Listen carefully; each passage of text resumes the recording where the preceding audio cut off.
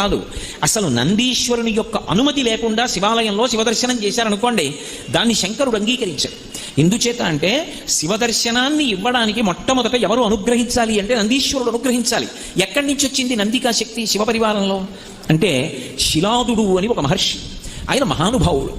ఆయనకి ఒకప్పుడు ఒక విచిత్రమైనటువంటి కోరిక కలిగింది, నాకు ఒక కుమారుడు కలగాలి, కానీ అందరు పిల్లలు పుట్టినట్టే భార్య యొక్క సహాయము వలన నా తేజస్సు నా భార్య యొక్క శోణితము కలిసి నా భార్య యందు పిండముగా రూపుదిద్దుకొని ఏదో కొన్ని నెలలు ఆమె గర్భము ధరించిన తరువాత బయటికి వచ్చేటటువంటి శిశువు కాదు, అయోనిజుడు కావాలి.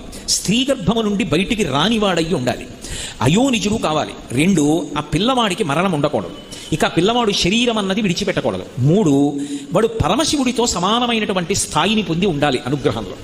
వాడు ఆజ్ఞాపించడంలో కానీ అనుగ్రహించడంలో కానీ రూపంలో కానీ ముమ్మూర్తుల శంకరుడు ఎలా ఉంటాడో అలా ఉండాలి. నాకు అటువంటి